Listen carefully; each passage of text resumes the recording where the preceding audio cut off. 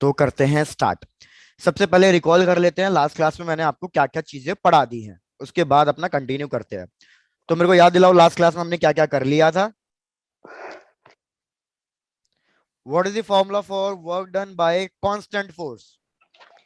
W is equal to F bar dot DS dot S bar. Very good, that is basically F S cos theta. ये हो गया work done bye constant force. What is the formula for work done by variable force? जब हमारा force, integration of fx dot dx। ठीक है very good, जब हमारा force displacement पे डिपेंड कर रहा है। यार एक बार चेक करके बताना आप सबको अब स्क्रीन दिखाई दे रही है या नहीं। Yes sir. Yes, Yes, sir. sir. पहले आपने बोला था स्क्रीन दिखाई दे रही है, बल्कि पहले आपको मेरी कंप्यूटर स्क्रीन दिखाई रही थी, ओपन बोर्ड नहीं दिखाई दे रहा था। चलो डन। सिमिलरली अगर हमारा फोर्स टाइम पे डिपेंड करे तो what is the formula for work done? तो याद रखो उस केस में हमारा फॉर्मूला क्या आया था वर्क डन का? F V dot D T, और हम टाइम की लिमिट्स लगा रहे थे T1 से लेके T2 तक। T2 तक। यहां तक पूरा चेक करो, यहां तक कोई डाउट तो नहीं है, तो मैं आगे बढ़ू? Yes, sir. Yes, sir. Done है। ऐसा करते हैं, एक सिंपल सा क्वेश्चन देखते हैं और फिर बता देखते हैं कि आपको समझ में आया या नहीं। पहले एक सिंपल से क्वेश्चन से स्टार्ट कर लो। भैया सपोज मैं कह रहा हूं कि जो हमारे पास मास है ऑब्जेक्ट का, सपोज दैट इज 2 kg, और मेरे को ऑब्जेक्ट का डिस्प्लेसमेंट गिवन है कि ऑब्जेक्ट को जो डिस्प्लेसमेंट है वो टाइम पे डिपेंड कर रहा है, और उसका डिस्प्लेसमेंट मेरे को गिवन है सपोज 3t²। तो आप मेरे को कैलकुलेट करके बताओ work done for the time interval of 0 second से लेके for the time interval of 1 second. चलो try to do it. Mass given है 2 kg, डिस्प्लेसमेंट गिवन है जो टाइम पे डिपेंड कर रहा है 3t²। तो मेरे को वर्क डन कैलकुलेट करना है from time interval t equals to 0 से लेके टाइम इंटरवल 1 सेकेंड तक का।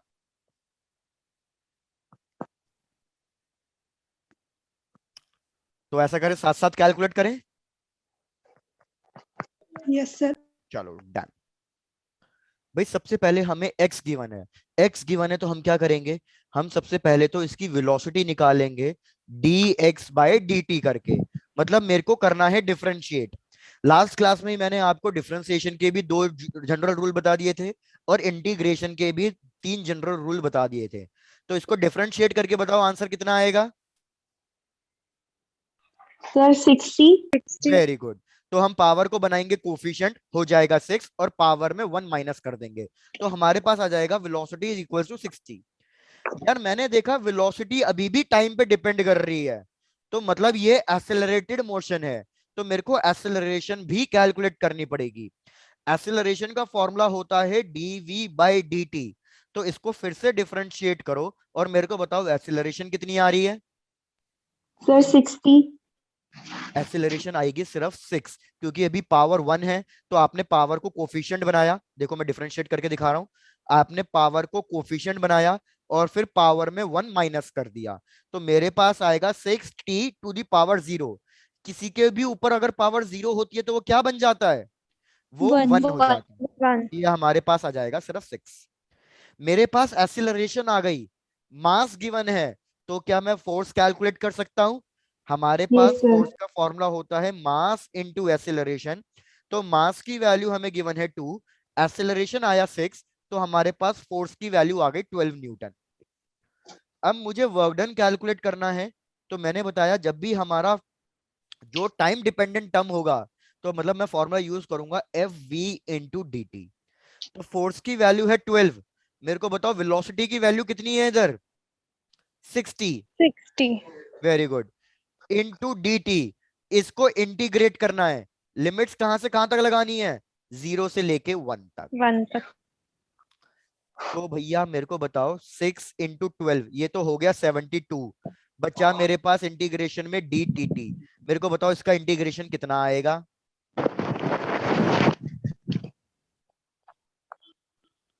ध्रुव इसका इंटीग्रेशन बता दोगे कितना आएगा? अभी टी पे पावर 1 है, इंटीग्रेशन में क्या होता था, इंटीग्रेशन में पावर में 1 ऐड कर देते थे। और जो पावर आ रही है वही पावर नीचे लिख देते थे। तो ये मेरा कट जाएगा, तो ये मेरे पास कितना आया 36। तो मेरे पास आंसर आया 36t²। लिमिट लगानी है 0 से लेके 1 तक। तो 36t की वैल्यू 1² माइनस 0 का स्क्वायर। तो मेरे को बताओ फाइनल आंसर कितना लिखूं मैं?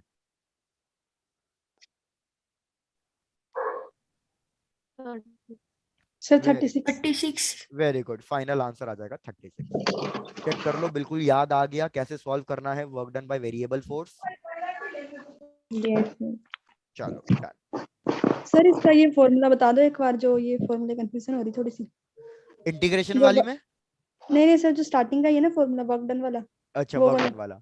ठीक है, याद रखो कि यार जब भी हमारे पास कांस्टेंट फोर्स होगा, मतलब मेरे को क्वेश्चन में फोर्स इस तरीके से गिवन होगा कि F इज इक्वल्स टू कुछ 50 न्यूटन। तो मेरे को बताओ ये कांस्टेंट फोर्स है या वेरिएबल फोर्स है? Sir constant. आप लोगों ने थोड़ा डाउटफुल तरीके से बोला, तो मैं बता देता हूँ ये कांस्टेंट फोर्स है। कैसे पता चला ये कांस्टेंट फोर्स है? कि भैया इसकी सर वैल्यू फिक्स है 50, पिछली किसी पे डिपेंड ही नहीं कर रही। लेकिन अगर मैं कह दूं F इक्वल्स टू 50t, तो अब ये वेरिएबल फोर्स है या कांस्टेंट फोर्स है? Sir variable. वेरिएबल फोर्स है। इधर फोर्स की वैल्यू टाइम पे डिपेंड कर रही है या डिस्प्लेसमेंट पे? सर टाइम पे। टाइम पे। तो जब भी मेरे फोर्स की वैल्यू टाइम पे डिपेंड करेगी, तो मैं वर्क डन का फॉर्मूला लिखूंगा force into velocity into dt। तो इधर पहले मेरे को फोर्स कैलकुलेट करना होगा, वेलोसिटी कैलकुलेट करनी होगी, और फिर उसको टाइम से इंटीग्रेट कर दूंगा। संजना चेक करो, क्या ये वाली बात क्लियर है? Yes sir. तो यही संजना मैंने इस क्वेश्चन में किया। मैंने देखा कि यार मेरा डिस्प्लेसमेंट टाइम पे डिपेंड कर रहा है, मतलब ये मेरे पास जो भी फोर्स आएगा वो वेरिएबल फोर्स आएगा। तो मैंने क्या किया, सबसे पहले मैंने वेलोसिटी निकाली, वेलोसिटी से एक्सेलरेशन निकाली, और एक्सेलरेशन की हेल्प से मैंने फोर्स निकाला। एक बार मेरे पास फोर्स आ गया, तो मैंने फॉर्मूला यूज किया फोर्स इंटू वेलोसिटी, और उसको टाइम के टर्म्स में इंटीग्रेट किया। तो फोर्स की वैल्यू आ गई थी 12, वेलोसिटी की वैल्यू हमने पीछे कैलकुलेट करी थी 60, तो वही मैंने यहां रख दी। इसको पूरे को टाइम में इंटीग्रेट कर दिया, और क्वेश्चन ने जो लिमिट लगाने के लिए बोला था मैंने वो लिमिट लगा दी थी। Yes sir clear.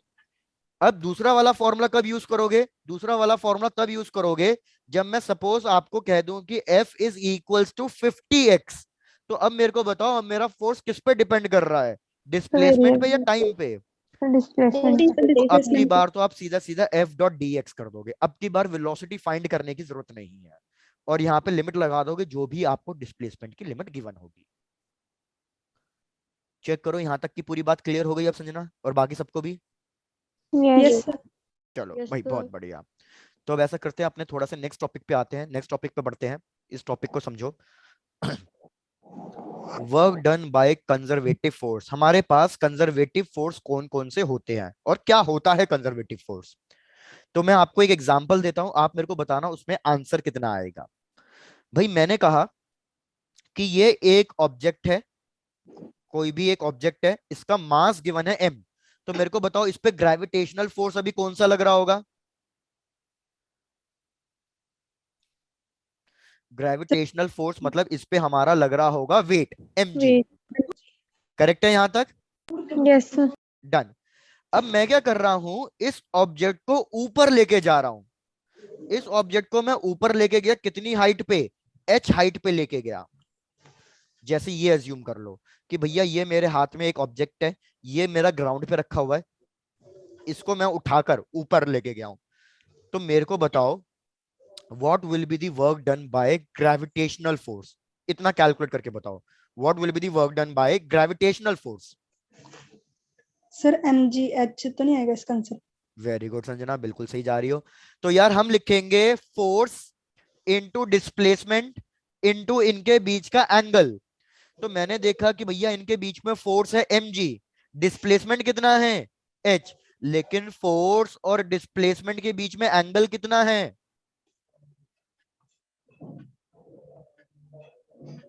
यार फोर्स लग रहा है सर नीचे, सर एंगल डिस्प्लेसमेंट। तो 180 होगा इसमें। वेरी गुड वेरी गुड, इसमें एंगल हो कंफ्यूज। जाएगा हमारा 180 डिग्री। तो cos 180 डिग्री की वैल्यू मैंने लास्ट क्लास में बताई थी, कितनी होती है cos 180? -1. माइनस -1। तो मेरे पास work done by gravitational force आ जाएगा इधर -mgh। चेक करो क्या ये पहला वाला एग्जाम्पल समझ में आया? Yes, sir. चलो भाई बहुत बढ़िया। अब दूसरा एग्जाम्पल समझो। दूसरे एग्जाम्पल में मैं क्या कर रहा हूं, मैं इस ऑब्जेक्ट को थोड़ा सा इंक्लाइंड प्लेन से लेके जा रहा हूँ, टेढ़ा लेके जा रहा हूँ। मतलब मैंने कहा सीधा सीधा ले जाने में मेरे को अच्छा नहीं लग रहा, मैं इसको थोड़ा सा टेढ़ा ले जा रहा हूँ। ये वाली लेंथ पूरी ले लो L, ये वाली हाइट ले लो H, कि ये हाइट H है बीबी, जो मैंने पहले वाले में ली थी उतनी हाइट यहाँ पे है, ये एंगल थीटा है। तो मेरे को बताओ इस केस में work done by gravitational force कितना आएगा? तो मैं क्या करूंगा, सबसे पहले तो मैं इस पे वेट मार्क करूंगा। तो वेट को दो पार्ट्स में स्प्लिट करूंगा, तो एक पार्ट आ जाएगा नीचे mg साइन थीटा, और एक पार्ट इधर आएगा mg कॉस थीटा। तो मेरे को बताओ इधर मैं कौन सा कंसिडर करूं, mg कॉस थीटा या mg sine theta? Sir mg cos theta. अब कुछ बच्चों को हो गई confusion, sir mg cos theta mg sine theta. चलो कंफ्यूजन दूर करते हैं। ऐसा करो आप दोनों ले लो, आप दोनों ले लो। तो मेरे को एक चीज सोच के देखना, अब ये ऑब्जेक्ट किधर जा रहा है? ये ऑब्जेक्ट ऊपर की तरफ जा रहा है, ये चीज तो सबको पता है ना। Yes, sir. ये ऑब्जेक्ट जा रहा है भैया ऊपर की तरफ। मेरे को बताओ mg cos थीटा किधर लग रहा है? mg cos थीटा बिल्कुल इधर लग रहा है। तो मेरे को बताओ mg cos थीटा और डिस्प्लेसमेंट के बीच में एंगल कितना? 90 degree. जब भी एंगल 90 डिग्री होता है वर्क डन कितना आता है? सर 0. तो क्या mg cos थीटा की वजह से कोई वर्क होगा? No sir. तो इसलिए हम इसको कंसीडर नहीं करेंगे। क्या सबको ये लॉजिक समझ में आ गया है? Yes, sir. गुड। तो मैं एक और फोर्स देखूंगा, एक और फोर्स लग रहा है mg साइन थीटा। तो मेरे को बताओ mg साइन थीटा और डिस्प्लेसमेंट के बीच में कितना एंगल है? 180 degree. बिल्कुल बढ़िया। तुम लोग तो अब नॉन मेडिकल स्टूडेंट से भी ज्यादा अच्छा रिस्पॉन्स देने लग गए हो। तो याद रखो जब मैं इधर work done by gravitational force calculate करूंगा तो इधर मैं लिखूंगा mg साइन थीटा, क्योंकि अब की बार वो वाला वेट लग रहा है।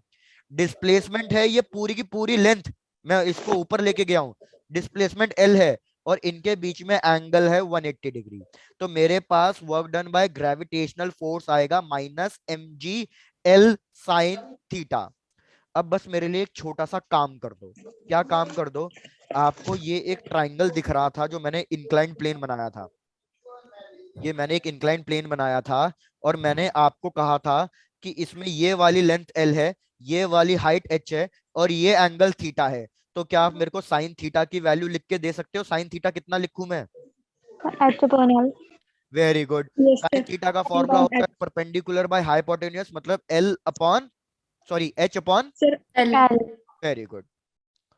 तो भैया यहाँ पे वही कर दो बस, H अपॉन L, L से L कट गया। तो बताओ वर्क डन कितना आया इस केस में भी? Minus MGH. H. तो अब मैं इसके क्या समझाना चाह रहा था इन दोनों केसेस से, उस चीज को समझो भैया। मैं इस ऑब्जेक्ट को क्या करना चाहता हूं? ऊंचाइयों पे पहुंचाना चाहता हूं। कितनी ऊंचाइयों पे पहुंचाना चाहता हूं इस ऑब्जेक्ट को? H हाइट पे पहुंचाना चाहता height हूं। h पे. ठीक है, इस ऑब्जेक्ट को मैं H हाइट पे पहुंचाना चाहता हूं। तो मेरे पास पहुंचाने के बहुत सारे तरीके हैं। क्या तरीके हैं? सबसे पहला तरीका मैंने क्या किया, चुपचाप इसको उठाया और ऊपर ले गया। मैंने देखा इसको जब चुपचाप उठा के ऊपर लेके गया था कितना वर्क डन आया? Minus mgh। मैंने एक दूसरा तरीका निकाल लिया, मैंने कहा कि ऐसा करते हैं हाइट तो h ही ले जाता हूं, लेकिन अब इसको थोड़ा सा टेढ़ा करके ले जाता हूं। तो जब मैं इसको टेढ़ा करके लेके गया तो भी वर्क डन कितना आया?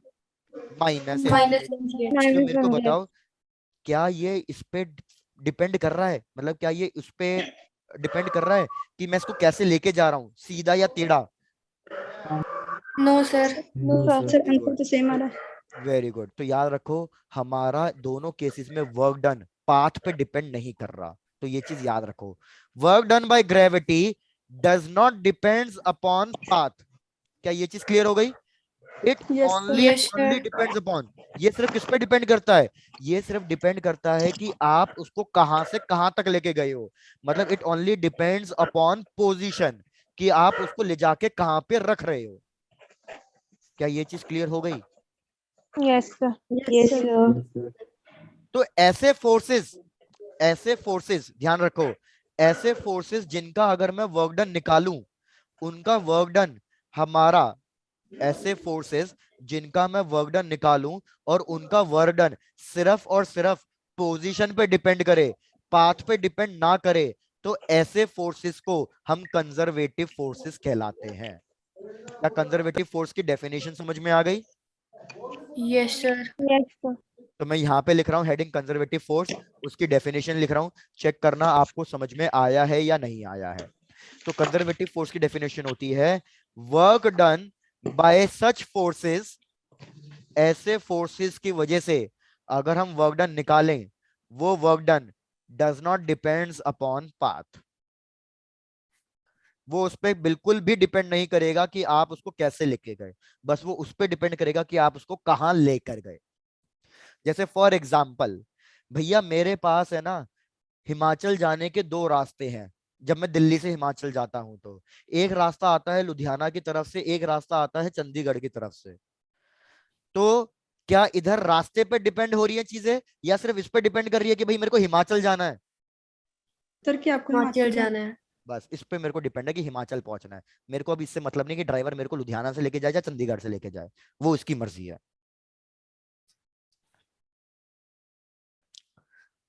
तो इधर अब मैंने कंजर्वेटिव फोर्स का आपको एक एग्जांपल दिया, बताओ कौन सा एग्जांपल दिया, कौन सा है फोर्स कंजर्वेटिव फोर्स है इधर? Gravitational force. बिल्कुल मन्नत, बहुत बढ़िया। तो याद रखो हमें ना कंजर्वेटिव फोर्स, तीन टाइप के कंजर्वेटिव फोर्स पढ़ने हैं हमें। कौन कौन से तीन टाइप के कंजर्वेटिव फोर्स पढ़ने हैं? एक तो आपने बता ही दिया कि एक फोर्स तो है हमारे पास ग्रेविटेशनल फोर्स। याद रखो दूसरा कंजर्वेटिव फोर्स होता है इलास्टिक फोर्स। इलास्टिक फोर्स में हम एक स्पेसिफिक टाइप का पढ़ेंगे, स्प्रिंग फोर्स। स्प्रिंग फोर्स भी हमारा कंजर्वेटिव फोर्स होता है। तो अगर मैं स्प्रिंग फोर्स की वजह से वर्क डन निकालूं तो वो भी पाथ पे डिपेंड नहीं करेगा, वो भी सिर्फ पोजीशन पे डिपेंड करेगा।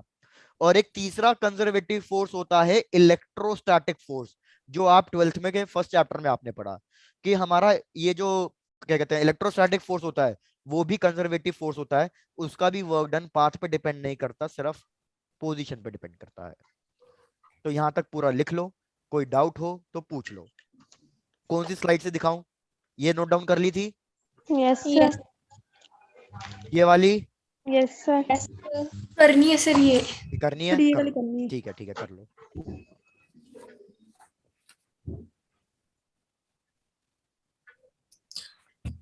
कर ली सर। कर ली, चलो बहुत बढ़िया। इसमें ये पूरा मत लिखना, सिर्फ ये लास्ट वाली स्टेटमेंट लिखना। ये तो बस मैंने ऐसे आपको बनाकर उसमें दिखा दिया।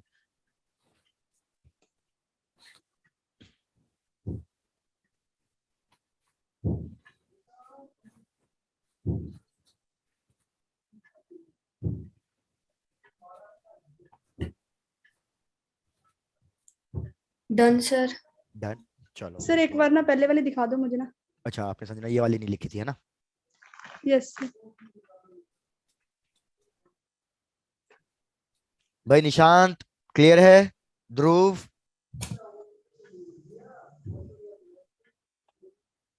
Done sir. डन, चलो बढ़ जाते हैं भैया नेक्स्ट चीज पे।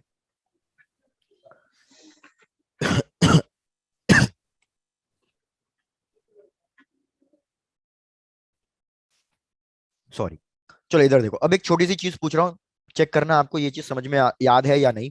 9th क्लास की बात है। मैंने क्या किया, मैं ग्राउंड से किसी ऑब्जेक्ट को उठा के यहां रख रहा हूं। कितनी हाइट पे रख रहा हूं? h हाइट पे रख रहा हूं। तो क्या आपको याद है पोटेंशियल एनर्जी का फॉर्मूला, कि इसकी पास एक पोटेंशियल एनर्जी होगी, पोटेंशियल एनर्जी का फॉर्मूला क्या होता है? MGH. भाई बहुत बढ़िया, mgh। अभी इसको साइड में रख दो। अब याद रखो पोटेंशियल एनर्जी का फॉर्मूला mgh होता है, और इसको अभी थोड़ी देर साइड में रख दो। अभी मैंने अब जस्ट मैंने कराया कि इस ऑब्जेक्ट को अगर मैं ग्राउंड से उठाकर ऊपर ले जाता हूं तो work done by gravitational force कितना आता है? -MGH. अब क्या करो, इन दोनों के बीच में कुछ ना कुछ रिश्तेदारी निकालो। भैया इन दोनों में आप क्या रिलेशन फाइंड कर सकते हो? क्या रिलेशन है इन दोनों में?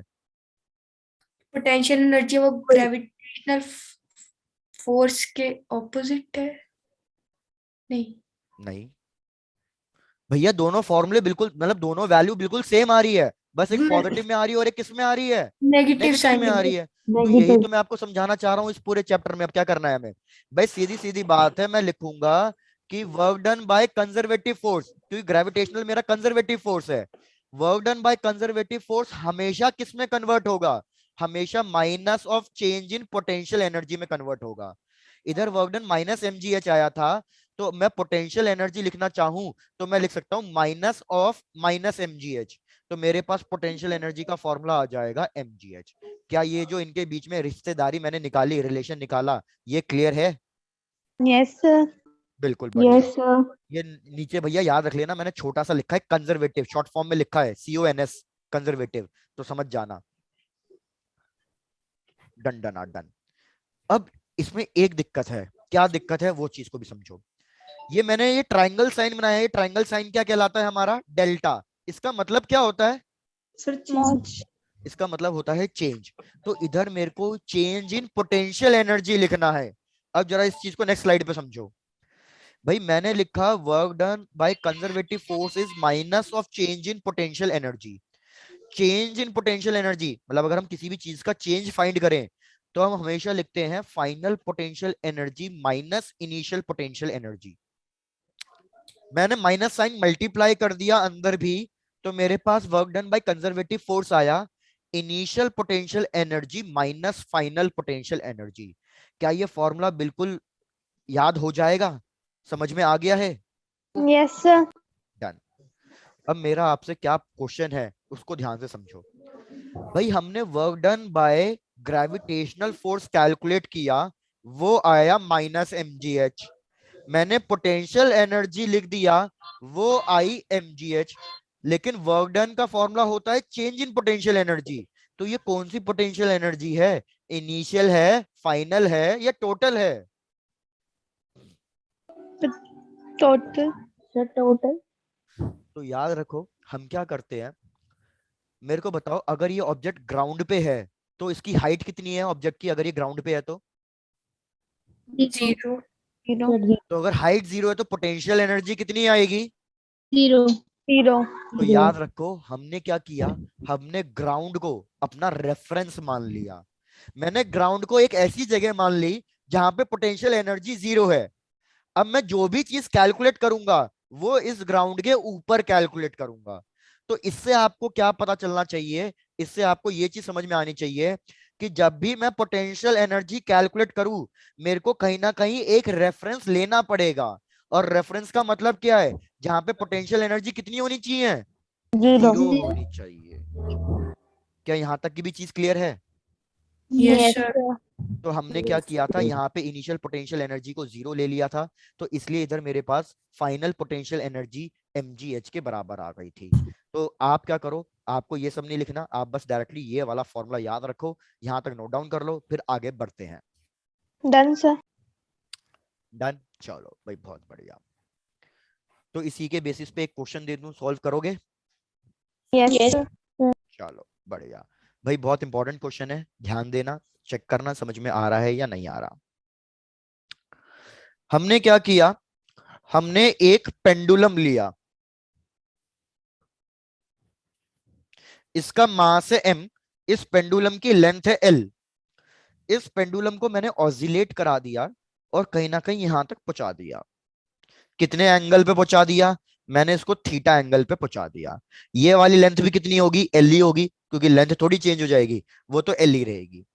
क्वेश्चन ने क्या कैलकुलेट करने के लिए बोला है, क्वेश्चन ने कैलकुलेट करने के लिए बोला है calculate the work done by gravitational force. अगर क्वेश्चन मेरे से कैलकुलेट करने के लिए पूछता work done by tension force तो कितना आंसर लिखता? 0. बहुत बढ़िया, ये तो मैंने आपको समझा ही दिया था।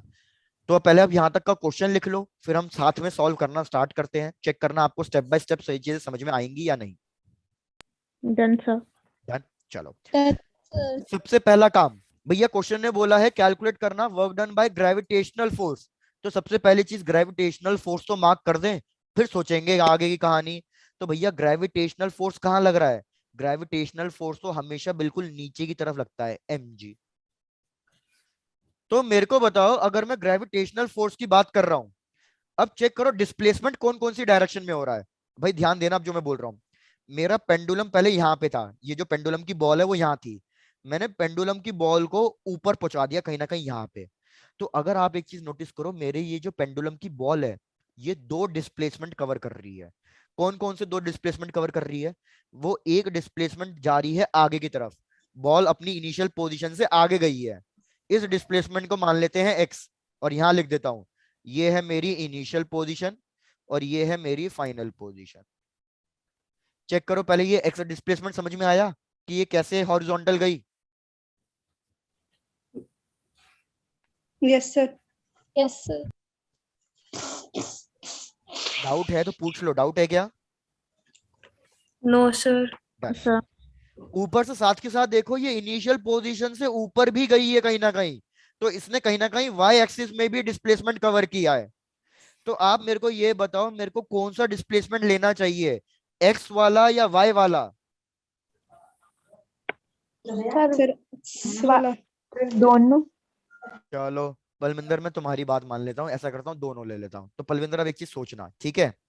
मेरा जो फोर्स है, वेट, वो लग रहा है नीचे, एक्स जो डिस्प्लेसमेंट है वो हो रहा है राइट हैंड साइड, इन दोनों के बीच में कितना एंगल आया? 90। अगर इन दोनों 90। के बीच में एंगल 90 डिग्री है तो वर्क डन कितना आएगा? 0।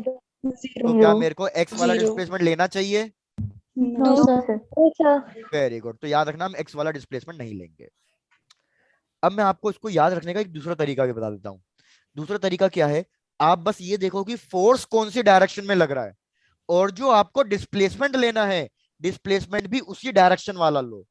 तो मैंने देखा कि भैया मेरा weight Y axis vertical direction में लग रहा है, तो मैं डिस्प्लेसमेंट भी कौन सी डायरेक्शन का लूंगा? मैं डिस्प्लेसमेंट भी वर्टिकल डायरेक्शन का लूंगा। फिर उस केस में मेरा हॉरिजॉन्टल वाले की वजह से कोई काम नहीं आएगा। क्या ये चीज क्लियर हुई? Yes sir. Very good. No sir. नहीं क्लियर हुई? रिपीट। मैंने कहा आपने चेक करो कि ग्रेविटेशनल फोर्स, मतलब जो फोर्स लग रहा है वो कौन सी डायरेक्शन में लग रहा है? तो फोर्स मेरा वाई एक्सिस पे लग रहा है ना, अप एंड डाउन, मतलब डाउन लग रहा है, यस सर। मतलब मेरा फोर्स लग रहा है वर्टिकल डायरेक्शन में। तो जो आपको डिस्प्लेसमेंट देखना है ना मन्नत, वो भी हम वर्टिकल इसी लाइन वाला डिस्प्लेसमेंट देखेंगे, फिर हमें हॉरिजॉन्टल वाला डिस्प्लेसमेंट नहीं देखना। Okay sir. डन। चलो, तो मैं इधर लिखूंगा work done by gravitational force, ध्यान देना, work done by gravitational force is force into displacement, इधर डिस्प्लेसमेंट है y। अब मेरे को बताओ इन दोनों के बीच में एंगल कितना है, फोर्स और डिस्प्लेसमेंट के बीच में? 0 डिग्री। फाइन। सिर्फ 180 डिग्री होगा। भैया बिल्कुल mg लग रहा है नीचे, और y कहाँ जा रहा है? y तो ऊपर जा रहा है, तो इधर एंगल कितना आएगा इन दोनों के बीच में? 180 डिग्री। 180। ग्रेविटेशनल फोर्स की वैल्यू है mg, cos 180 डिग्री होता है -1। तो बस मेरे को अल्टीमेटली किसकी वैल्यू लिखनी है? y की वैल्यू लिखनी है। एक बार मैं y की वैल्यू लिख दूं तो ये मेरा क्वेश्चन खत्म हो जाएगा। यहां तक चेक करो, यहां तक पूरी बात समझ में आई? Yes sir. डन। तो ऐसा करते हैं, y की वैल्यू कैलकुलेट करना सीखते हैं कि भैया y कैलकुलेट कैसे करें इस केस में। तो स्टेप 1 क्या करो, यहाँ पे एक इमेजिनरी लाइन ड्रॉ कर दो और इस ऊपर वाले हिस्से को एक राइट एंगल ट्राइंगल बना दो। तो नेक्स्ट स्लाइड पे दिखा रहा हूं, चेक करना आपको समझ में आ रहा है या नहीं आ रहा। मैंने क्या किया, ये पूरी लाइन की लेंथ कितनी गिवन थी? पूरी लाइन की लेंथ L, और ये वाली लेंथ कितनी गिवन है? एल। ये भी L गिवन है। मैंने क्या कर दिया, एक इमेजिनरी लाइन ड्रॉ कर दी। ये वाला एंगल मैंने को पता है, ये वाला एंगल है थीटा। तो क्या आप मेरे को इतनी लेंथ की वैल्यू दे सकते हो कैलकुलेट करके, ट्रिग्नोमेट्रिक रेशियो यूज करके? Yes sir. तो कैलकुलेट करके बताओ ये कितना आ रहा है। ये होगा हमारे ट्राइंगल का बेस। तो मेरे को बेस की वैल्यू बताओ, बेस की वैल्यू कितनी आ रही है? कौन सा ट्रिग्नोमेट्रिक रेशियो यूज करना चाहिए जिसमें बेस आए और हाइपोटेन्यूस आए? वेरी गुड प्रियांशी, हम यूज करेंगे cos theta is equals to base by hypotenuse. मेरे को निकालना है बेस, तो ये हो जाएगा h cos थीटा। तो इधर भैया हाइपोटेन्यूस कितना है? L है, तो बेस की वैल्यू हो जाएगी L cos थीटा। अब चेक करो, जो ये नीचे वाली लेंथ थी ये क्या थी? भैया मेरा बॉल यहां से यहां तक पहुंच गया, तो जो ये वाली लेंथ थी ये डिस्प्लेसमेंट था y। तो क्या आप मेरे को y की वैल्यू बता सकते हो? y की वैल्यू कितनी होगी? अरे भैया L cos theta. सर जो बिल्कुल, टोटल लेंथ, ये जो टोटल लेंथ है माइनस बी, मतलब L minus L cos theta. क्या सबको y की वैल्यू कैलकुलेट करना आ गया? Yes. वर्क डन कैलकुलेट करने का फॉर्मूला आ गया था हमारे पास mgy, तो फाइनल आंसर हो गया हमारे पास minus mg L minus L cos theta. Check करो ये फाइनल आंसर समझ में आया या नहीं।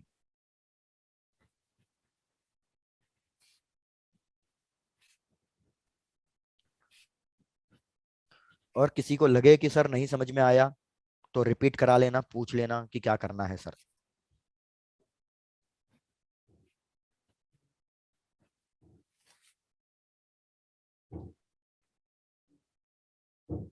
Done, sir.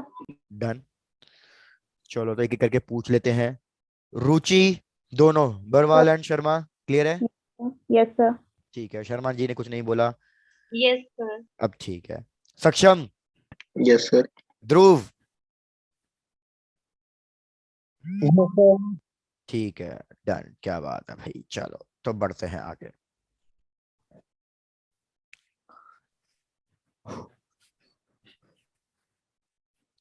करूँ कंटिन्यू?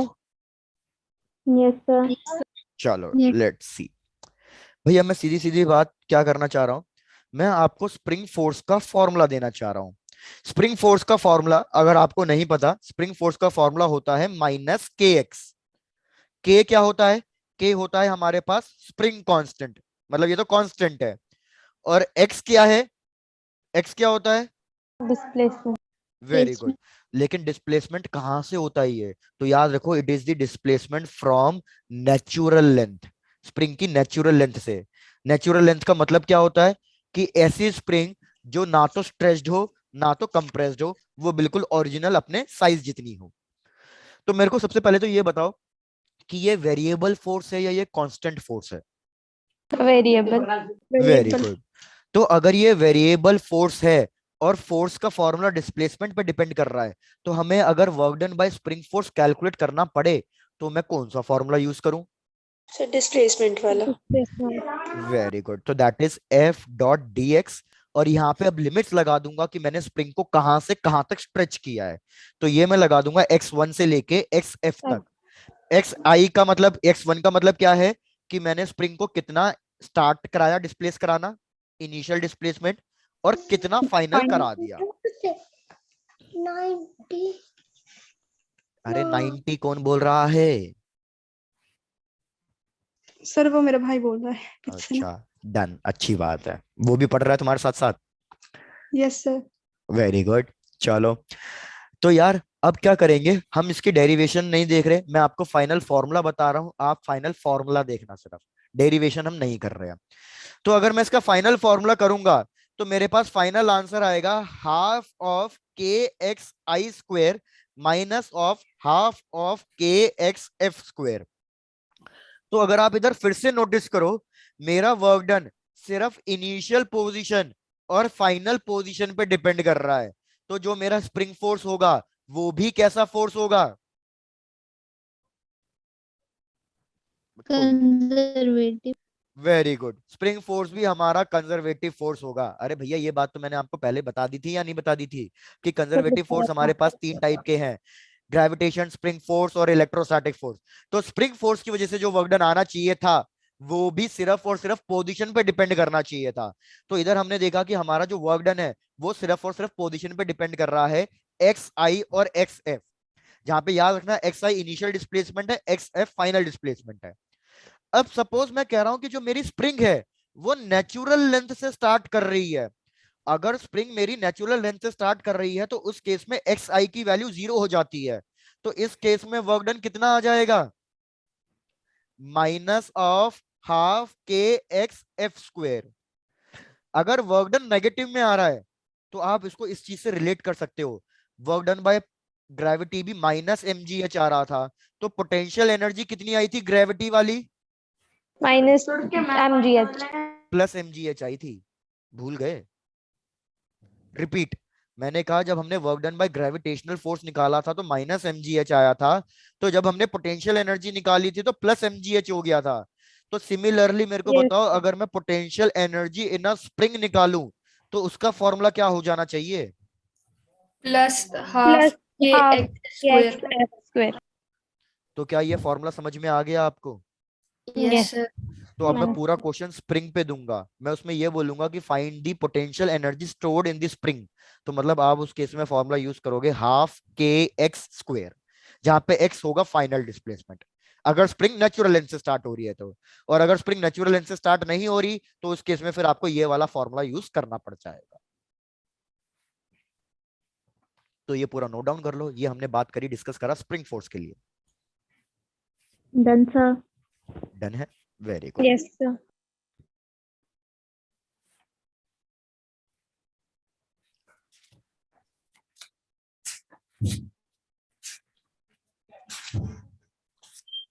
तो इसी बात पे एक क्वेश्चन हो जाए। Yes, sir. चलो भाई बहुत बढ़िया, इसी बात पे देते हैं एक question. And give me a minute, मैं फटाफट पानी पी लूं।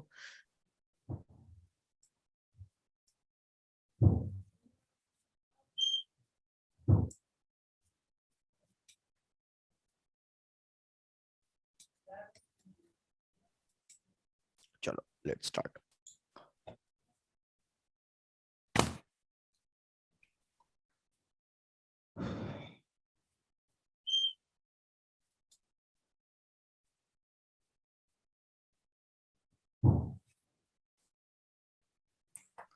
भाई हमें क्वेश्चन में ऑब्जेक्ट का मास गिवन है।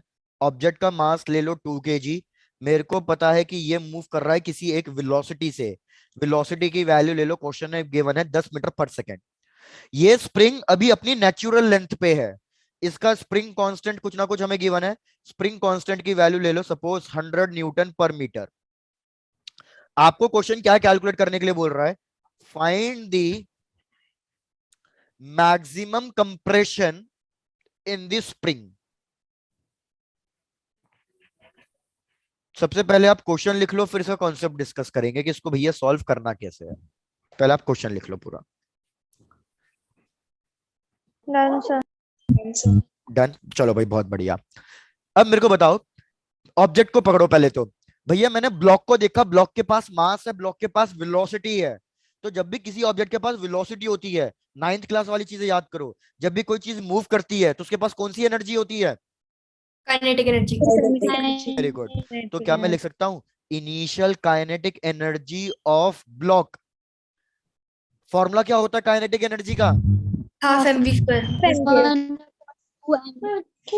तो हमें हाफ पता है, मास पता है, वेलोसिटी पता है। तो बताओ इनिशियल काइनेटिक एनर्जी कितनी आ गई? 100। 100। अब एक चीज सोचना, भैया ये ऑब्जेक्ट जाके टकराएगा स्प्रिंग से और क्या करेगा? इसके पास कुछ ना कुछ काइनेटिक एनर्जी है, तो ये टकराते ही नहीं रुक जाएगा, ये कहीं ना कहीं और आगे मूव करेगा। लेकिन ये कब तक आगे मूव करेगा? ये तब तक आगे मूव करेगा जब तक कि ये ब्लॉक रुक ना जाए और स्प्रिंग मेरी पूरी की पूरी कंप्रेस ना हो जाए। क्या ये वाली बात समझ में आ रही है? Yes, sir. Yes, sir. भाई ऐसा करता हूँ, आपको एक एग्जांपल से समझाता हूँ, उससे समझने की कोशिश करना। भैया होता क्या है, बिल्कुल थोड़ा सा प्रैक्टिकल वाला एग्जांपल ले लो, पता नहीं आपको कितना अच्छा लगे ये एग्जांपल, नहीं तो बोलोगे कि सर हमेशा कैसे बेकार घटिया एग्जांपल देते रहते हैं। भैया ये ले लो ट्रक, और यहाँ पे ले लो हमारी कार। हो क्या रहा है कि अभी हमारी कार रेस्ट पे है, हमारी कार है रेस्ट पे, हमारा ट्रक मूव कर रहा है किसी वेलोसिटी से। ट्रक ने टक्कर मारी कार को, क्या ट्रक टक्कर मारते ही रुक जाएगा? No, sir. ट्रक कार को टक्कर मारते ही नहीं रुकेगा। होगा क्या, कार पीछे की तरफ मूव करेगी, और जब तक ट्रक अपनी पूरी एनर्जी लूज नहीं कर लेगा, पूरी वेलोसिटी जब तक इसकी जीरो नहीं हो जाएगी, तब तक ये कार को पीछे धक्का देता रहेगा। जैसे ही ट्रक की वेलोसिटी जीरो हो गई, हमारी कार और ट्रक दोनों रुक जाएंगे। क्या ये एग्जांपल थोड़ा बहुत समझ में आया? Yes sir. चलो डन। तो यही सेम चीजें भैया यहाँ पे हो रही थी कि हमारे क्या कहते हैं, ब्लॉक मूव कर रहा है किसी एक वेलोसिटी से, उसके पास काइनेटिक एनर्जी है, वो स्प्रिंग से टकरा रहा है। वो स्प्रिंग को दबाता रहेगा, दबाते रहेगा। कब तक दबाते रहेगा? वो तब तक दबाते रहेगा जब तक उसकी काइनेटिक एनर्जी, जब तक उसकी वेलोसिटी कितनी ना हो जाए। Sir sir 0। स्क्रीन हाँ, स्क्रीन मेरी गायब हो गई है। हाँ हाँ, मुझे पता है स्क्रीन मेरी गायब हो गई है। प्लीज मेरे को 1 मिनट दो प्लीज। ठीक है, चलो डन। तो मेरे को बताओ, अब मैं फाइनल काइनेटिक एनर्जी ब्लॉक की कितनी लिखूं, ये बता दो बस। 0। वेरी गुड, क्योंकि ब्लॉक जब तक रुकेगा नहीं तब तक स्प्रिंग को कंप्रेस करते रहेगा। अब आ जाओ initial potential energy of the spring. मेरे को बताओ, स्प्रिंग अभी अपनी नेचुरल लेंथ पे है, तो पोटेंशियल एनर्जी ऑफ 0। स्प्रिंग कितना होगा? 0। बहुत बढ़िया। भाई स्प्रिंग के पास पोटेंशियल एनर्जी तब आएगी जब वो डिस्प्लेस करेगी, या तो कंप्रेस या तो स्ट्रेच। जब वो कंप्रेस ही नहीं कर रही, स्ट्रेच ही नहीं कर रही, तो काई की पोटेंशियल एनर्जी? कोई पोटेंशियल एनर्जी नहीं होगी। मेरे को कैलकुलेट करना है final potential energy of the spring. तो भैया बचपन से पढ़ते आ रहे होंगे हम ऑलमोस्ट, कि भैया टोटल एनर्जी हमेशा क्या रहती है? कांस्टेंट। कांस्टेंट। तो मैं ये लिख सकता हूं कि भैया मैंने देखा काइनेटिक एनर्जी के अंदर लॉस हो रहा है, तो ये काइनेटिक एनर्जी के अंदर जो लॉस हो रहा है वो किस में जाके कन्वर्ट हो जाएगा? Potential energy. Very good. तो इधर आप लिखोगे, लॉस का मतलब होता है इनिशियल माइनस फाइनल, गेन का मतलब होता है फाइनल माइनस इनिशियल। तो इसमें हमें पता है फाइनल काइनेटिक एनर्जी 0 थी, इनिशियल पोटेंशियल एनर्जी 0 थी। तो क्या करो, काइनेटिक एनर्जी ऑफ ब्लॉक का फॉर्मूला लिख दो जो हमने लिखा, पोटेंशियल एनर्जी ऑफ स्प्रिंग का फॉर्मूला लिख दो, और मेरे को फाइनल आंसर बता दो कितना आ रहा है। हमें कैलकुलेट क्या करना है, चेक करो। मेरे को कैलकुलेट करना है कि भैया ये स्प्रिंग है ना कहीं कंप्रेस हो जाएगी, ये कहीं ना कहीं अंदर को दब जाएगी। तो मेरे को पता करना है कि ये अंदर को कितना दबी, maximum x, maximum displacement find करना है। क्वेश्चन क्लियर है? Yes sir. डन। तो ये कैलकुलेट करके दो मेरे को कि ये मैक्सिमम डिस्प्लेसमेंट कितना आ रहा है। चलो, तो मैं यहां पे लिख देता हूं, काइनेटिक एनर्जी इनिशियल हमने कैलकुलेट कर ली थी 100, is equals to potential energy का फॉर्मूला होगा हाफ के, और मेरे को मैक्सिमम डिस्प्लेसमेंट फाइंड करना है, तो हाफ के एक्स स्क्वायर का मैक्सिमम। एक्स एम की वैल्यू कैलकुलेट करके दे दो। मैंने आपको क्वेश्चन में सारी वैल्यूज दे रखी है, के की वैल्यू भी दे रखी है, सब कुछ वैल्यू दे रखी है। तो कैलकुलेट करके बताओ कितना आ रहा है।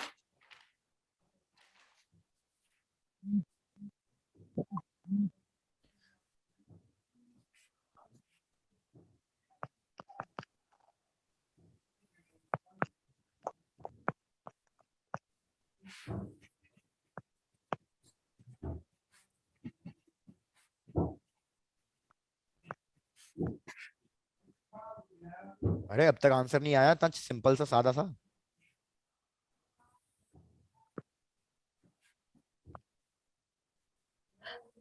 √2। अंडर रूट 2 कैसे आया?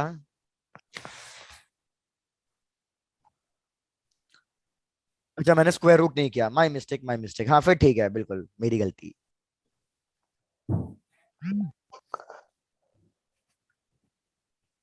अंडर रूट 2 बिल्कुल सही आंसर है। क्या सबका आंसर यही आया है?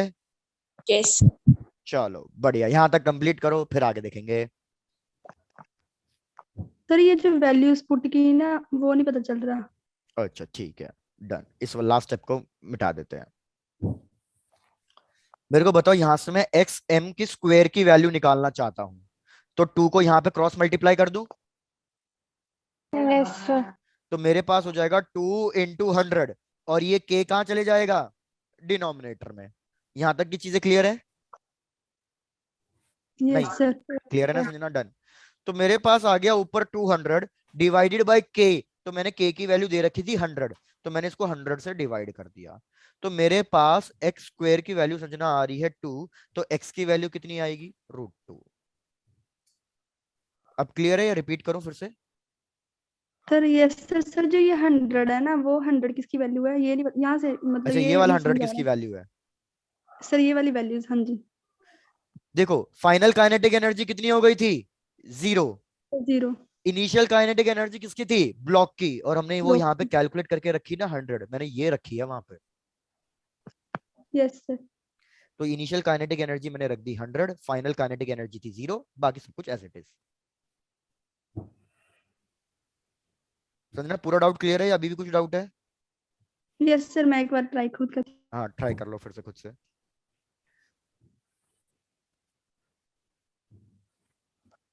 Done sir. डन, ठीक है। एक बार बाकी सबका भी हो जाए फिर आगे बढ़ते हैं। Done sir. डन, डन चलो, सर। बहुत बढ़िया।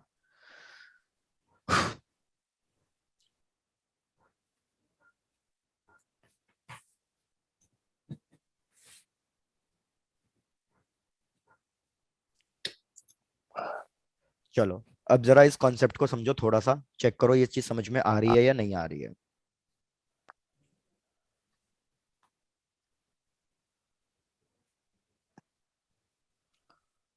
भाई मैंने क्या किया, मैंने एक स्प्रिंग ली जिसका स्प्रिंग कांस्टेंट है के। मैंने इसके ऊपर कोई ऑब्जेक्ट नहीं रखा, ऑब्जेक्ट अभी फिलहाल सपोज हवा में है। तो मेरे को बताओ स्प्रिंग क्या कंप्रेस करेगी अभी? No sir. Very good, spring अभी कुछ कंप्रेस नहीं करेगी। अगर स्प्रिंग अभी कुछ कंप्रेस नहीं कर रही है तो क्या इस पे अभी कोई भी स्प्रिंग फोर्स या कोई भी पोटेंशियल एनर्जी लगेगी? No sir. No sir. बहुत बढ़िया। क्योंकि चाहे पोटेंशियल एनर्जी हो चाहे स्प्रिंग फोर्स हो, वो एक्स पे डिपेंड कर रहा है। एक्स का मतलब होता है डिस्प्लेसमेंट। इधर तो स्प्रिंग मेरी डिस्प्लेस हुई नहीं है, वो तो नेचुरल लेंथ पे है। तो इसलिए अभी हमारे पास ना कोई फोर्स होगा ना कोई पोटेंशियल एनर्जी होगी। तो हम क्या कर लेते हैं, इस लाइन को एक कलर से मार्क कर देते हैं कि भैया ये लाइन किस चीज की रिप्रेजेंट हो रही है। ये लाइन हमारी नेचुरल लेंथ को रिप्रेजेंट कर रही है। चेक कर लो, यहां तक तो कोई दिक्कत नहीं है। No sir. डन। अब मैंने क्या किया, इस स्प्रिंग के ऊपर, जैसे मेरी उंगली को स्प्रिंग मान लो, इस स्प्रिंग के ऊपर मैंने कोई ऑब्जेक्ट रख दिया। ऑब्जेक्ट है थोड़ा सा भारी, तो ये ऑब्जेक्ट क्या करेगा स्प्रिंग के साथ? इसको कंप्रेस करेगा। Very good. तो भैया जब हम ऑब्जेक्ट को स्प्रिंग के ऊपर रख देंगे तो ये ऑब्जेक्ट हमारी स्प्रिंग को दबाएगा, तो हमारी स्प्रिंग थोड़ी सी हो जाएगी कंप्रेस।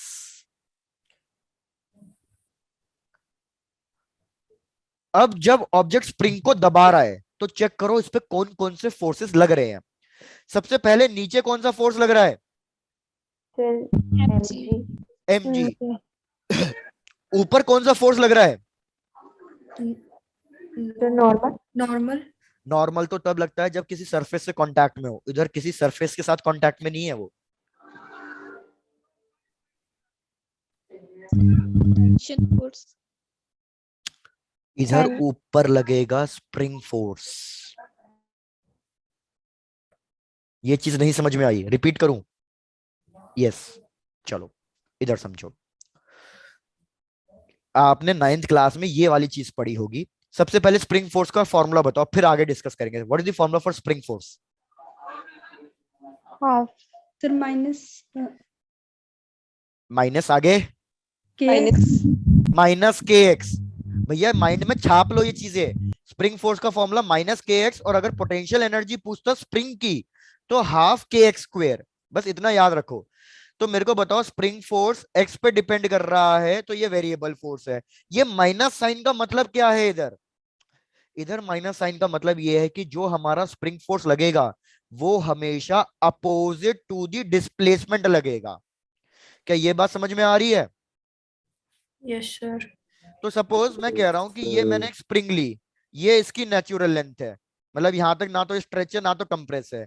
मैंने क्या किया, मैंने स्प्रिंग को स्ट्रेच करा दिया, कहीं ना कहीं आगे की तरफ खींच दिया। तो बताओ डिस्प्लेसमेंट मैंने किधर कराया, लेफ्ट में या राइट में? Right. Very right. Good, displacement मैंने राइट। कराया है राइट में। तो मेरे को बताओ इस केस में स्प्रिंग फोर्स किधर लगेगा? लेफ्ट। लेफ्ट में। भाई बहुत बढ़िया। अब इसी का तीसरा केस लो। भैया सपोज मैंने स्प्रिंग को कर दिया प्रेस, दबा दिया, तो मैंने अब की बार डिस्प्लेसमेंट किधर कराया है? अब की लेफ्ट बार साइड। लेफ्ट डिस्प्लेसमेंट में। मैंने लेफ्ट में कराया है। तो स्प्रिंग फोर्स किधर लगेगा? राइट। Right side. साइड। क्योंकि स्प्रिंग हमेशा अपनी नेचुरल लेंथ पे आना चाहती है, इसलिए। तो यही चीज तो मैं आपको इधर समझा रहा हूँ। ऑब्जेक्ट ने स्प्रिंग को दबाया तो डिस्प्लेसमेंट किधर हुआ है? नीचे की तरफ। अगर डिस्प्लेसमेंट नीचे की तरफ हुआ है तो स्प्रिंग फोर्स कहाँ लगेगा? ऊपर। ऊपर की साइड। तरफ। ठीक है। अब याद रखो स्प्रिंग फोर्स की जो वैल्यू है वो डिस्प्लेसमेंट पे डिपेंड कर रही है। मतलब आप जितना ज्यादा स्प्रिंग को दबाते जाओगे स्प्रिंग फोर्स पे उतना क्या फर्क पड़ेगा?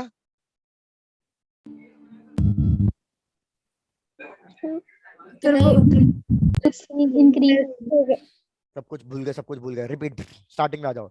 भैया मैंने कहा F इक्वल्स टू के एक्स। मतलब मैं जितना ज्यादा एक्स बनाऊंगा, एक्स का मतलब क्या है, एक्स का मतलब ये नहीं होता कि आपने प्रेस किया या स्ट्रेच किया। एक्स का मतलब होता है बस आपने स्प्रिंग के साथ कितना डिस्प्लेस कराया। अब चाहे वो कंप्रेशन हो, चाहे वो वो एक्सटेंशन हो, उससे कोई मतलब नहीं है। भाई मैंने देखा कि मैं स्प्रिंग को दबा रहा हूं, तो मैं स्प्रिंग को दबा रहा हूं तो मैं एक्स की वैल्यू बढ़ाते जा रहा हूं। अगर मैं एक्स की वैल्यू बढ़ाते जा रहा हूं तो स्प्रिंग फोर्स पे क्या फर्क पड़ेगा, स्प्रिंग फोर्स भी बढ़ेगा, है ना।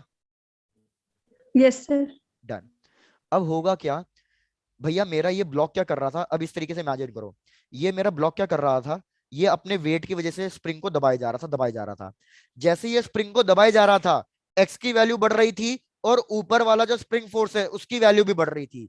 तो एक टाइम ऐसा आ जाएगा कि स्प्रिंग फोर्स बढ़ते बढ़ते इस mg के बराबर हो जाएगा। क्या ये वाला लॉजिक समझ में आ रहा है। Yes sir. Yes sir. एक टाइम ऐसा आएगा कि स्प्रिंग फोर्स की वैल्यू बढ़ बढ़कर बढ़ते बढ़ते किसके बराबर हो जाएगी, mg के बराबर हो mg जाएगी। तो उस केस में मेरा ऊपर वाला फोर्स और नीचे वाला फोर्स, दोनों सर फोर्स इक्वल रिपल्शन हो जाएंगे। अगर दोनों फोर्स इक्वल हो गए तो नेट फोर्स कितना आएगा, 0 जीरो। अगर नेट फोर्स जीरो आता है तो उस पॉइंट को हम क्या कहते हैं, उस चीज को हम कहते हैं इक्विलिब्रियम। equilibrium तो मैं यहाँ पे क्या इसको इक्विलिब्रियम अज्यूम कर लूं कि भैया यहाँ पे क्या हो रहा था कि मेरा ब्लॉक का नीचे वाला फोर्स और ऊपर वाला स्प्रिंग फोर्स दोनों इक्वल हो गए थे। तो इसको हम लिख देते हैं एक्स नॉट। तो मैं यहाँ साइड में लिख रहा हूँ, चेक करना आपको ये चीज समझ में आई या नहीं आई। एक्स नॉट क्या है, X naught is the displacement of the spring. Displacement of the spring का मतलब है compression in the spring at equilibrium. क्या जितना मैंने लिखा उतनी चीजें क्लियर हो गई। Yes sir. इक्विलिब्रियम का मतलब है दोनों फोर्स को इक्वल करना। तो इसी इक्वेशन को चुपचाप उठा लो और एक्स नॉट की वैल्यू कैलकुलेट करके बतानी है, बस इतना काम करना है। तो मैं क्या लिखूंगा, मैं लिखूंगा, इसको पूरे को रब कर देता हूं। मैं लिखूंगा कि भैया स्प्रिंग फोर्स हमारा बराबर आ गया था वेट के। स्प्रिंग फोर्स का फॉर्मूला के एक्स, यहाँ पे लगाऊंगा नॉट क्योंकि डिस्प्लेसमेंट कितना हो रहा है, X naught is equals to M G. तो मैं आपसे एक्स नॉट की वैल्यू कैलकुलेट करने के लिए कह रहा हूं, तो बताओ एक्स नॉट की वैल्यू कितनी लिखूं। mg upon k very good. तो बस यही एक क्वेश्चन के फॉर्म में आएगा। ये मैंने आपको डेरिवेशन की तरह समझाया है, लेकिन यही सेम आपको क्वेश्चन में मिलेगा। क्वेश्चन आपको बोलेगा कि हमने एक स्प्रिंग ली है जिसका स्प्रिंग कांस्टेंट के है और उसके ऊपर मैंने एक ऑब्जेक्ट रख दिया है। तो क्वेश्चन आपको बोलेगा to calculate the compression in the spring at equilibrium point. तो क्या आप ये कैलकुलेट करके आंसर लिख दोगे कि compression in the spring at equilibrium point is equals to weight of the object divided by k. yes sir done. तो इस पूरे को कंप्लीट करो और अच्छे से चेक कर लो। अभी इसमें एक पॉइंट रह गया है, लेकिन पहले अब यहां तक चेक कर लो पूरा यहां तक समझ में आया या नहीं आया।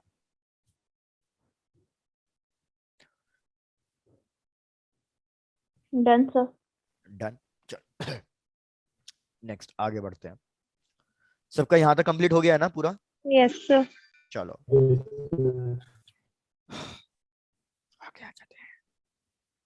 अब इसी डायग्राम को फिर से बना रहा हूं तो चेक कर लेना कि भैया ऐसा ना हो कि डायग्राम में कंफ्यूजन हो जाए। ये हमारी स्प्रिंग थी के और ये हमारा ब्लॉक अभी हवा में था। तो हो क्या रहा था, अभी अभी ना तो कोई फोर्स लग रहा था और ना तो कोई पोटेंशियल एनर्जी थी। लेकिन फिर क्या हुआ, हमारी स्प्रिंग थोड़ी सी प्रेस हो गई। और कब तक प्रेस हुई, मतलब इस सिचुएशन में क्या हो गया था, इस सिचुएशन में हमारा ऑब्जेक्ट को जो वेट लग रहा था mg, वो स्प्रिंग फोर्स के बराबर हो गया था।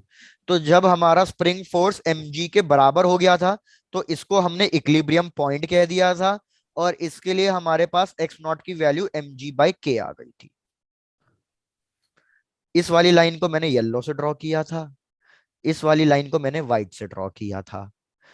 अब आगे की सिचुएशन को समझो। यार इधर नेट फोर्स जीरो हुआ है, मेरे को बताओ नेट फोर्स जीरो होने का मतलब क्या है, क्या क्या कंडीशन आ सकती है आपके नेट फोर्स जीरो होने पर। sir object is on rest or moving with uniform velocity very good.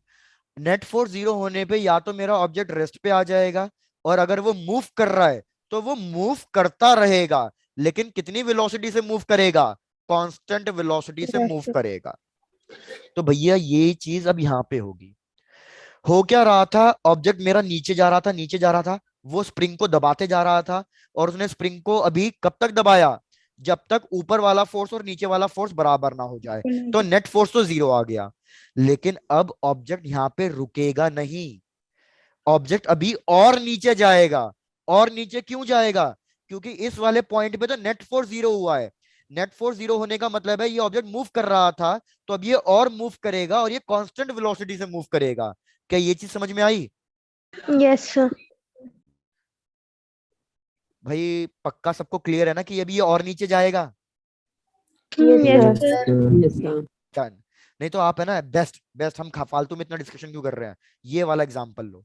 मेरे को बताओ, ये ब्लॉक कब तक स्प्रिंग को कंप्रेस कर रहा था? सर जब तक इसकी काइनेटिक एनर्जी कितनी नहीं हो गई थी? 0. Zero. तो इधर भी यही होगा यार। ये मेरा ऑब्जेक्ट है ना, अभी और नीचे जाएगा। कब तक नीचे जाएगा? जब तक इसकी वेलोसिटी जीरो ना हो जाए। और जब इसकी वेलोसिटी जीरो हो जाएगी, तो इसकी काइनेटिक एनर्जी क्या बन जाएगी? जीरो। तो ये Zero. काइनेटिक एनर्जी किसमें कन्वर्ट हो जाएगी? Potential energy of Energy of spring. spring. जब काइनेटिक एनर्जी जीरो हो जाती है, तो जो स्प्रिंग के अंदर कंप्रेशन होता है वो मैक्सिमम कंप्रेशन होता है। जैसे हमने इस वाले क्वेश्चन में किया था कि जब मेरे ऑब्जेक्ट की वेलोसिटी काइनेटिक एनर्जी जीरो हो गई थी, तो जो स्प्रिंग के अंदर कंप्रेशन हुआ था वो क्या हुआ था? वो मैक्सिमम कंप्रेशन हुआ था। क्या ये चीज क्लियर हो गई? Yes, sir. तो यार क्वेश्चन को है ना बहुत ध्यान से पढ़ने की जरूरत है जब ये एग्जाम में आए। क्वेश्चन को ध्यान से पढ़ना कि क्वेश्चन ने क्या बोला है। क्वेश्चन ने कंप्रेशन फाइंड करने के लिए बोला है इक्विलिब्रियम पॉइंट पे, या क्वेश्चन ने मैक्सिमम कंप्रेशन फाइंड करने के लिए बोला है? तो अब हम क्या करेंगे, हम मैक्सिमम कंप्रेशन फाइंड करेंगे। हम मतलब ये वैल्यू फाइंड करेंगे एक्स मैक्स की। भैया चेक कर लो पूरा यहां तक जो भी मैंने डायग्राम बनाया, क्या डायग्राम पूरा क्लियर है या नहीं? Yes, sir. चलो, डायग्राम क्लियर है तो अब खेल शुरू कर देते हैं। मैंने अभी आपको बता दिया कि हमें अल्टीमेटली क्या करना है। जब भी मैक्सिमम कंप्रेशन पूछे, भाई माइंड में ये चीज, कुछ चीजें हैं जो आप बिल्कुल माइंड में मतलब छाप लेनी चाहिए, आपको रट लेनी चाहिए। जब भी क्वेश्चन आपसे मैक्सिमम कंप्रेशन पूछे, आपको ले दे के एक ही काम करना है। क्या काम करना है? आपको लिखना है कि change in kinetic energy is equal to change in potential energy. Done है इतनी बात? Yes, sir. Yes, sir. चलो, बहुत ही बढ़िया। अब आ जाते हैं वापस क्वेश्चन पे। चेंज इन काइनेटिक एनर्जी को लिखता हूं final kinetic energy minus initial kinetic energy, और पोटेंशियल एनर्जी को लिखते हैं हम इनिशियल माइनस फाइनल। अब थोड़ा सोच के देखना, अभी ऑब्जेक्ट मेरा हवा में लटका हुआ है पहले, तो इसकी वेलोसिटी अभी कितनी होगी जब ये हवा में मेरे हाथ में है? तो 0. Zero Zero. जीरो। तो अगर इनिशियल वेलोसिटी जीरो है, तो इनिशियल काइनेटिक एनर्जी कितनी होगी? Zero. बहुत जीरो बढ़िया। Zero. इनिशियल काइनेटिक एनर्जी को उड़ा दो। मेरे को बताओ, फाइनल ऑब्जेक्ट रुक गया, फाइनल वेलोसिटी जीरो हो गई, तो फाइनल काइनेटिक एनर्जी भी कितनी हो गई? Zero. जीरो तो इसको भी उड़ा दो कि भैया फाइनल काइनेटिक एनर्जी भी जीरो आ गई। तो क्या मैं लिख सकता हूं कि initial potential energy is equals to final potential energy, क्योंकि यहाँ पे ये जीरो के बराबर हो गया था। Yes, sir. Yes, sir. भाई मैंने एक स्टेप खा लिया है बीच में, लिख देता हूं ताकि बाद में आपको कंफ्यूजन ना हो। Zero is equals to initial minus final, तो इसको इधर ले जाएंगे तो हमारे पास आ जाएगा initial is equals to final. Last चीज, मेरे को बताओ पोटेंशियल एनर्जी कितनी कितनी लिखनी है। इधर मेरे पास दो चीजें हैं, ब्लॉक भी है और स्प्रिंग भी है। तो मैं क्या लिखूंगा? इधर मैं लिखूंगा initial potential energy of block plus initial potential energy of spring, of spring. ये सब मैंने इनिशियल लिखा है, इक्वल्स टू, यहां पे सिमिलरली क्या लिख दूं? फाइनल पोटेंशियल एनर्जी किस किस की लिखनी है? ब्लॉक की और Spring. स्प्रिंग की। तो देखो भाई, सीधी सीधी बात, मेरे को बताओ स्प्रिंग की इनिशियल पोटेंशियल एनर्जी कितनी है? स्प्रिंग की इनिशियल पोटेंशियल एनर्जी कितनी है? 0. जीरो। तो इसको काट दो, तो मेरे पास आ जाएगा कि भाई ब्लॉक की पोटेंशियल एनर्जी वो हाइट h नीचे गिरा है। पहले आप ऐसा करो, यहां तक नोट डाउन करो, नहीं तो आपके दिमाग में खिचड़ी बन जाएगी। पहले आप इसको यहां तक अच्छे से नोट डाउन कर लो। Done, sir. Done, sir. Done है इतनी चीजें? आगे बढ़ चलूं? Yes, sir. Yes, sir. Done. ऐसा करता हूँ, इसको अच्छे से नेक्स्ट स्लाइड पे सुंदर सुंदर तरीके से लिखते हैं, तभी आपको चीजें क्लियर होगी। भैया मैंने लिखा इनिशियल पोटेंशियल एनर्जी ब्लॉक की plus initial potential energy spring की equals to final potential energy block की plus final potential energy spring की। अब क्या कर दो, ब्लॉक को ब्लॉक की साइड ले जाओ। तो अगर मैं ब्लॉक को ब्लॉक की साइड ले जाऊंगा तो कह सकता हूं initial potential energy block minus final potential energy block is equals to final potential energy spring minus initial potential energy of spring. इतनी चीज तो क्लियर हो गई होगी अब? Yes sir. बढ़िया। अब देखो इनिशियल माइनस फाइनल का मतलब क्या होता है? इनिशियल माइनस फाइनल का मतलब होता है चेंज इन पोटेंशियल एनर्जी। तो मेरे को बताओ ऑब्जेक्ट कितनी हाइट नीचे गिरा है, यहां से लेके यहां तक वो कितनी हाइट नीचे गिरा है? Sir x X. X, very good, x max. तो क्या मैं लिख सकता हूँ पोटेंशियल एनर्जी का फॉर्मूला होता है mg और हाइट, और वो कितनी हाइट नीचे गिरा है? वो एक्स मैक्स हाइट नीचे गिरा है। चेक कर लो, ये मैंने पोटेंशियल एनर्जी ऑफ ब्लॉक लिखा है, ये लिखा है मैंने। क्या यहां तक पूरा क्लियर है? Yes, sir. पलक, नींद आ रही है? चलो, No, sir. Initial potential energy spring की कितनी है? जीरो। जीरो। इसको काट दो, मेरे को बस final potential energy of spring लिखनी है। तो वो हो गया एक्स एम स्क्वेयर। तो मेरे को एक्स एम की वैल्यू प्लीज कैलकुलेट करके बता दो कितनी आ रही है, बस ये क्वेश्चन खत्म। और मैं आपको एक ट्रिक दे दूंगा, डायरेक्टली आप वो ट्रिक से याद कर लेना, इतना भी दिमाग नहीं लगाना पड़ेगा, ट्रिक से डायरेक्टली सॉल्व कर देंगे।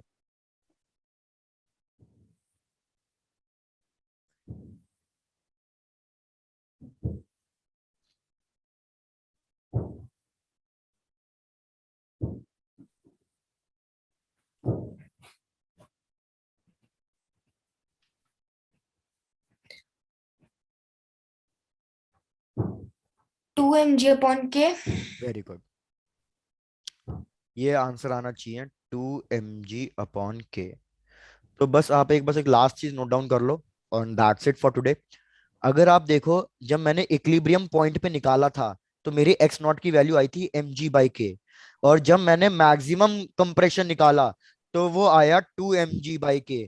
तो क्या आप ऐसा याद रख सकते हो कि इक्विलिब्रियम पॉइंट पे मेरा जितना भी कंप्रेशन आएगा, मैक्सिमम कंप्रेशन उसका डबल आएगा।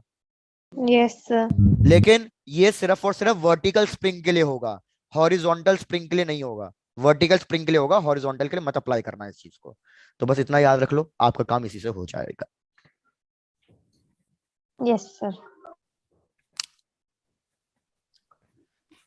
तो भाई सब लोग चेक कर लो अच्छे से, किसी को कोई दिक्कत कोई समस्या? No sir. डन। तो ऐसा कर रहा हूँ, शुरू से कर रहा हूँ, चेक करना, कुछ भी डाउट हो पूछ लेना। भाई हमने क्या किया, आज हमने पहले तो स्टार्ट किया कंजर्वेटिव फोर्स से। मैंने आपको बता दिया कंजर्वेटिव फोर्स वो फोर्सेस होते हैं जिनका वर्क डन पाथ पे डिपेंड नहीं करता, सिर्फ पोजीशन पे डिपेंड करता है। कंजर्वेटिव फोर्स कौन कौन से हैं? ग्रेविटी, स्प्रिंग फोर्स और इलेक्ट्रोस्टैटिक फोर्स। Electrostatic force. हमने क्या किया, हमने सबसे पहले ग्रेविटी फोर्स के लिए डेरिवेशन कर ली कि mgh आता है, उस पर हमने एक क्वेश्चन कर लिया। उसके बाद फिर मैंने आपको स्प्रिंग फोर्स वाला भी क्वेश्चन करा दिया कि स्प्रिंग फोर्स के लिए भी वर्क डन या पोटेंशियल एनर्जी कितनी आएगी, हाफ kx² आएगी। फिर हमने ये एक क्वेश्चन कर लिया मैक्सिमम कंप्रेशन वाला। फिर मैंने आपको पूरा पूरा वर्टिकल स्प्रिंग का कॉन्सेप्ट समझाया है। इसमें हमें क्वेश्चन याद रखना, हमेशा पूछेगा 2 पॉइंट्स के लिए कंप्रेशन निकालना। कौन कौन से 2 पॉइंट्स के लिए? एक होगा इक्विलिब्रियम पॉइंट जिसका आंसर आएगा mg/k, और एक होगा मैक्सिमम कंप्रेशन जिसकी वैल्यू आएगी 2 mg/k। तो इतनी चीजें डन है? Yes yes sir. चलो बस, तो इतना रिवाइज कर लेना, मिलेंगे नेक्स्ट क्लास में, और बाकी आपको पता ही अब। Thank you, sir. ओके यार, Thank you, thank you sir. Okay यार, थैंक यू सो मच।